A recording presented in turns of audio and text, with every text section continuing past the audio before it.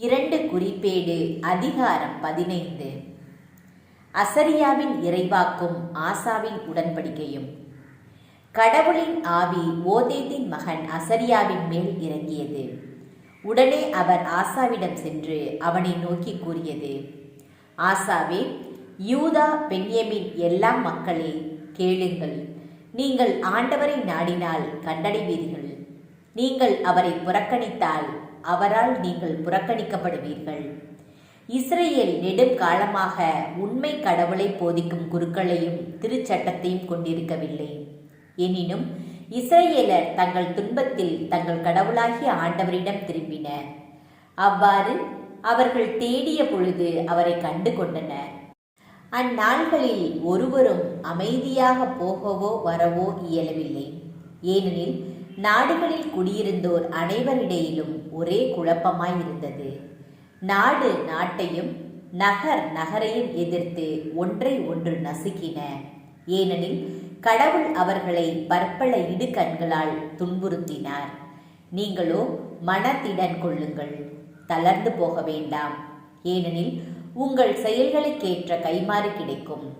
ஓதேதின் மகன் இறைவாக்கினர் அசரியா உரைத்த இந்த இறைவாக்கை கேட்டபோது ஆசா வீறு கொண்டெழுந்தான். யூதா பென்யமீன் நாடுகளிலும் எப்ராயிம் மலை நாட்டில் தான் கைப்பற்றி இருந்த நகர்களிலும் காணப்பட்ட அருவருப்புகளை அகற்றினான். ஆண்டவரது மண்டபத்தின் முன் இருந்த அவரது பலிபீடத்தை புதுப்பித்தான். பிறகு யூதா பென்யமீன் மக்களையும் எப்ராயிம், மனாசே, சிமியோனிலிருந்து வந்து தங்களோடு இருந்த அந்நியர் அனைவரையும் ஒன்று கூட்டினான். ஆசாவின் கடவுளாகிய ஆண்டவர் அவனோடு இருந்ததைக் கண்டு அவர்கள் இஸ்ரேலை விட்டு அவனிடம் தஞ்சம் புகுந்திருந்தனர்.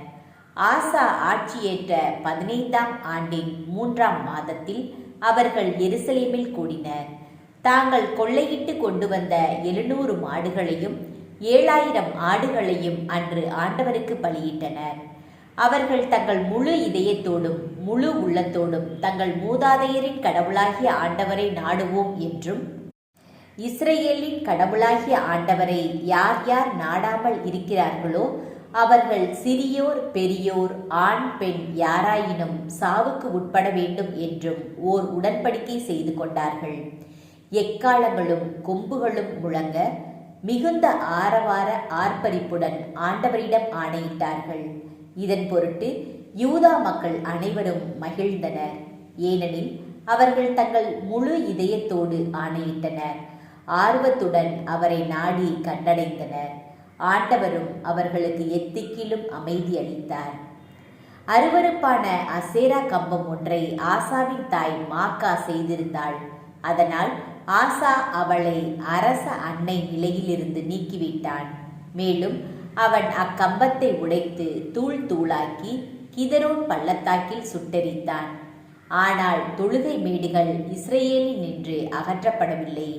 இருப்பினும் ஆசாவின் இதயம் அவன் வாழ்நாள் முழுவதும் நிறைவுள்ளதாயிருந்தது.